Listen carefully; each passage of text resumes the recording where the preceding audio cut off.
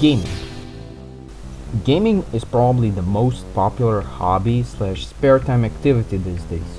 Most people I know play video games or have played a video game at some point in their lives. As you can probably guess from this, the video game industry is huge, and it's one of the fastest growing industries today. You can find many different genres of games, literally having a ton of unique games with their own unique story, characters, gameplay elements, music, on different consoles, platforms. Also need hardware strong enough to smoothly run those games, or in some cases at least just run the games.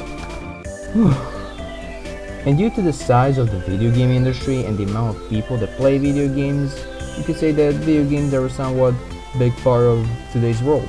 And it's not hard to see why video games are so popular. There are films, books, music pieces we can interact with, and some can be influenced. And thanks to the internet, tools used for modding and developing games are easily obtainable and allowing people to modify their favorite games. Who knows, maybe one day some of those modders will become video game developers themselves. It's not an uncommon occurrence. But where did this whole video game craze start? Well, to get there we need to look at the rise, the fall, and the second rise of the video game industry itself. Quick disclaimer, as I already said, the video game industry is huge and keeping track of everything is just way too much for me, and this video needs to end at some point. So I'm not going to talk about every single thing or every single company. I will mostly be talking about Atari, Nintendo, Sega, Sony, Microsoft. I will occasionally talk about some other stuff, but I won't be talking about some companies like Capcom or Blizzard. Okay, back to the video. The reason why many people, including me, find the story of the video game industry so interesting is because it's not just the story of, well, the video game industry. It's the story about the technical limitations, how the developers back then would adapt to them, and how the perspective of developers, people, and gamers changed throughout the decade. It's kind of similar to the film industry, which I don't really like watching films, but sometimes it's kind of fun to hear how some groundbreaking films were made back in the day with all the limitations. Now, the first game was a pretty simple tennis game. I'm honestly not really sure why they made it or how exactly it was made. My guess is that as researchers and scientists saw the potential in computers and how they can help them do their jobs in an easier way, some of them one morning had a conversation that went something like this. Hello there, colleague. Hello. You know how much potential these computers have to help all of humanity? And how we spend thousands of hours of our lives in hopes of discovering or inventing something that will aid all of humanity? Yeah, and what if we did the same thing, but instead we get to invent something useless? I'm not sure, but it's neat and fun. I mean, I guess they shook hands or something. Okay, back to things I actually know about. The first video game console was the Magnavox Odyssey, released in 1972. Some people call it the Magnum Odyssey or just the Odyssey for short. As you can probably guess by the year it was released, it's really primitive compared to today's standards. You'd control 2 squares, 1 per player. You'd get some random things such as cards, some paper money, a dice, and a board game. You'd also get some plastic overlays. Originally it was called the Brown Box, but as the creator slash inventor of it, Ralph Baer, I'm not really sure how to pronounce his name. As he licensed it, it became the Magnavox Odyssey. After that, in the year 1977, the Atari 2600 was released. Now, what happened to the previous 2599 Ataris, or why they called this one the 2600? I'm not really sure. Well, the Odyssey's games consisted of you and a second player controlling 2 squares, 1 per player, while having a random piece of plastic stuck on your TV. Atari's games would have you play as a bunch of squares in actual levels. But don't get too excited, because these groups of squares and these levels still couldn't resemble whatever they're supposed to resemble. However, there was a big problem. A big problem that would lead to the video game industry crash of the 1983. That problem was the oversaturation of video games. Well, yes, the Atari 2600 is more advanced than the Odyssey. Its games are still really simple and require a lot of trial and error to finish. You'd also have to go through the manual to understand what was even going on, because if you remember, I mentioned earlier that it was kinda hard to understand what's even going on in the first place in these games. Now, why would you do all of that when you could just go outside and play with sticks, because this was before social media and kids would actually see each other face to face instead of making bad TikToks. I'm already. And that was free. So sticks 1, video games 0. Meanwhile, there were different types of games that you couldn't play at home. That's right, I'm talking about arcade games, which were the craze back then. Kids would wait so long so that they could get a turn to play a popular arcade game. Games like Street Fighter, Donkey Kong, Pac-Man, Mario Brothers, Galaga, and later on Mortal Kombat were some of the most popular arcade games. It was crazy from what I hear. Of course, I wasn't born back then, so I could really tell you exactly how it was. But why am I all of a sudden talking about this? Well, you see, after the Atari's glorious video game leap ended just like every other leap, with a descent down, and in Atari's case, followed up with a not-so-soft landing, a different company that had experience when it came to arcade games wanted to do the same thing Atari did, minus the leap part. That company was Nintendo. I mean, come on guys, you knew this part was coming up. I mean, this story has been told a lot of times. You know I'm going to talk about Nintendo at some point. They originally made those nice looking Japanese cards. I'm not really sure what they are. All I know is that they look kinda neat. And later on became a toy company. And after that they moved on to making arcade games. They made the Nintendo Entertainment System, or the NES for short. It was first released in Japan in 1983 as the Family Computer, or the Famicom for short, and released in 1985 in the US as the NES and in Europe in 1986. But the story of how it released isn't as smooth. When Nintendo tried to get stores to sell it, they ran into a problem. There wasn't a demand for video games, therefore stores didn't want to sell the NES. However, Nintendo had an ace up their sleeve. If you recall earlier, I mentioned that before making arcade games and later on home gaming consoles, Nintendo used to be a toy company. They used their experience to form the ultimate thing that will make every kid force their parents to buy them an NES. A mostly useless toy robot that worked with like one puzzle game or something. Now of course, this strategy was a huge success, and to this day the NES is one of the most sold home game consoles. Nintendo did it, they revived gaming. Now it would be unfair to say that a mostly useless robot clutched it and revived the video game industry, aka Rob, and yes, that's his name, Rob. Nintendo made sure to put some really good games on their consoles. And you could actually tell what the things on the screen are. That looks like a human being, that looks like a sword, and that looks like a duck. But a new challenger approaches. Another Japanese company by the name of Sega wants in on some video game action. Sega made their Sega Genesis, which was supposed to compete against Nintendo. However, Nintendo had their Super NES, aka Super Nintendo Entertainment System, or aka the SNES. And that's how the SNES versus Sega Genesis console war started. Now the reason why this console war is in the minds of many is because while Nintendo had a regular marketing strategy of presenting their console and their games in the best possible way, Sega had quite an attitude, just like their mascot. They would make fun of Nintendo and people who would buy an SNES instead of a Genesis. And they had their whole slogan of Genesis does what Nintendo don't. This marketing strategy would go on to become the Nintendo Soy Boy meme. However, trash talk wasn't the only thing Sega had. They also had blast processing. Where it is. Nintendo relied on their good quality of games, not to say that Sega's games were really bad. And on their Mode 7, which, oh yeah, I forgot to mention, Mode 7, thing that made 2D graphics look like 3D graphics. It was really revolutionary and, well, it really blew some people off their feet. Meanwhile, Sega would just keep introducing new add-ons for the Sega Genesis and just kinda hope for the best. In the end, the Super Nintendo won.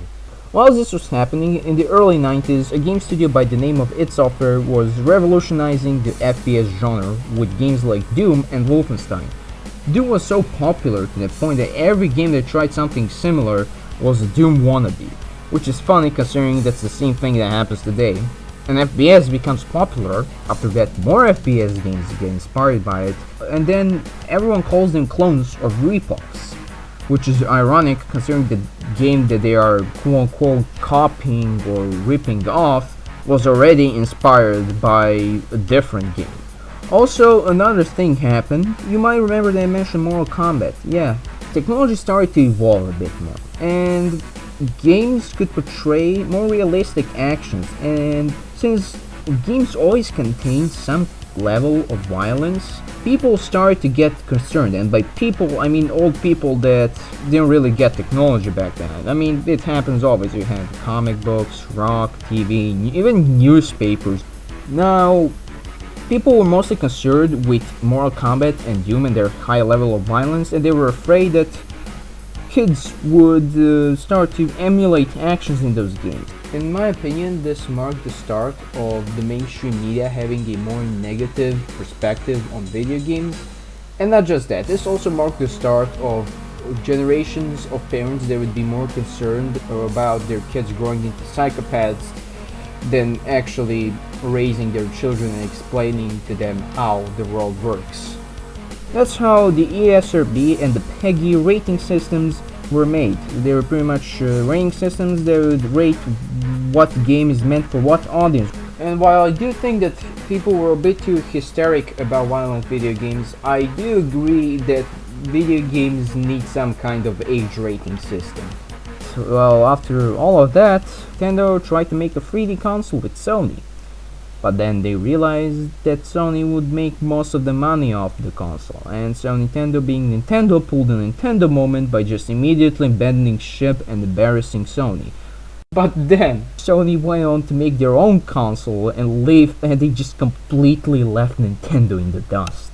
And to be honest, the competition between the PlayStation and the Nintendo 64 is one of the perfect examples of why Nintendo mostly loses to Sony. Even to this day, they're really old-fashioned. I mean, it's 2021 and they still haven't realized how the internet works. The Nintendo 64 used older and inferior technology that was more expensive to produce compared to the PlayStation. Also, Sega had the Dreamcast, but that flopped so hard that the only thing Sega could afford to make are bad Sonic games and Yakuza games. However, even though Nintendo is too stupid to use common sense, they still made some of the classics of classics when it comes to classic games. Games like Super Mario 64 and The Legend of Zelda Ocarina of Time were experimental yet groundbreaking. While the PlayStation was superior and had a bigger library than the Nintendo 64, didn't disappoint. They still knew what they were doing, and they were just too paranoid and scared of piracy. Those two were battling it out. Again, another company was trying to revolutionize the first-person shooter genre.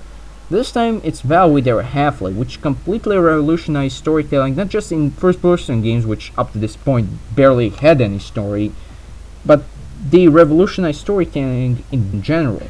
You see, they had this whole thing of show, don't tell. You, the player, would come across some kind of event, you draw some kind of conclusion from the event, and they would help you in future situations, or give you a clue about the game world itself. And when you did have an NPC telling you something, they never directly force-feed you information, and they never tell you what you exactly have to do, or what's going on. Honestly, it deserves its own video. And I'm not even getting into Half-Life 1's skeletal animation and its AI, and how well constructed and thought out its levels are. Well, most of them, that is. And now we find ourselves in the early 2000s. Another challenger enters the home console scene. Microsoft, known for their Windows operating system, entered with their Xbox, but it was outclassed by the GameCube, which was outclassed by the PlayStation 2. Now, the Xbox, I'm not really sure what they did. I mean, it was fine. They tried. I mean, congratulations, but they just weren't known in the video game scene yet. The GameCube is kind of interesting. Nintendo tried to experiment a bit more. They had a lot of mature titles. I mean, both before and after the GameCube, you will only find video games rated for kids or teens. But this time they would put something more mature onto the consoles, like Metal Gear Solid. I mean, GameCube's Metal Gear Solid Twin Snakes was the first and almost the only time we ever got a Metal Gear Solid on a Nintendo console. I think after that, and the last one we got was Metal Gear Solid Snake Eater on the Nintendo 3DS. Also, you had the PlayStation 2, it was just superior, blah blah blah. Nintendo was still really stingy on just buying actual CDs. They had this mini CDs, which I don't know why they did this. Why are you so stingy? Just buy it, just make it so you could use actual CDs, DVDs, whatever. Why did they do this? So after those consoles, something interesting happened. Nintendo actually managed to outsmart Sony. Instead of focusing on the graphics of games, they focused on how you would play those games. And that's how they came up with the Nintendo Wii, which was literally just the GameCube but with motion controls. And internet access as well. Meanwhile, on the Xbox,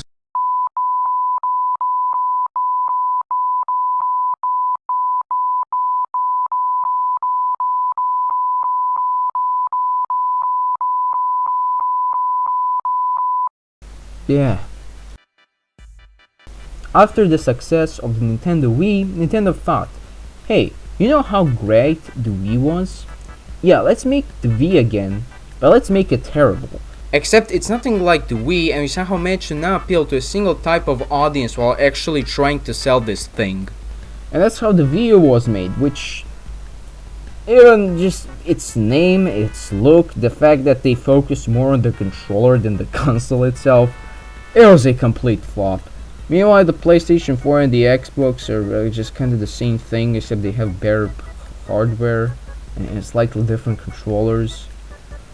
Oh yeah, and the access to the internet is something that most people have by this point, and it allowed many games to become popular because people keep talking about them on the internet. And they usually get more hype than they deserve, in my opinion. Not to say that they're bad, I just feel like people overhype them. I mean, of course they do, they're the trendy thing. Mobile games are starting to become more and more popular, and most of them are just cheap, soulless, pay-to-win cash grabs. Honestly, nothing much happened in the 2010s. Now, is there something else interesting? Well, let me just see. Oh yeah, Valve made some other games. They made Half-Life 2, which revolutionized physics in video games. And then they just gotta stop making games. Of course, they had Team Fortress 2, Left 4 Dead, Left 4 Dead 2, Half-Life 2 Episode 1, Half-Life 2 Episode 2, and they gave up after that. Instead, now they just run Steam, and that's pretty much it. For some reason, people still expect a huge corporation that makes a ton of money by selling other people's games to care about, well, their own games. I feel that this Wikipedia article should be corrected because Valve is the owner of Steam, aka digital distribution company first, and game develop. Actually, no, just a digital distribution company. Too bad. They had some really good potential when it came to games. Now let's get real. If Valve made a game, people would buy it. Look at Half-Life Alyx. People actually bought the stupid fancy goggles just for that game alone. If Valve just cared, they would make even more money if they're just doing what it is that they're doing aside from running Steam. Nintendo made the Nintendo Switch, which was the Wii U but actually good, and Sony made the PlayStation 5, but I'm yet to see one that's not owned by a scalper. There's the Xbox Series X. Cyberpunk 2077 was a flop. Oh yeah, and companies have realized that in order to sell something, they just have to create a lot of hype for it thanks to the internet. The game doesn't even have to be functional. And that's how we ended up here. Now, this might be an underwhelming conclusion to our story, and some people say the video games have been going down when it comes to their quality. And while that certainly is true for some franchises, I feel like we should keep in mind that we still get great brand new games each year that are made by developers who put passion and countless hours of their lives into these games. And thanks to the internet, it's easier for us to support independent developers. And it helps developers in general to keep in touch with their community, if they choose so, that is. I'm not really sure how to end this video, so here's a picture of my dog.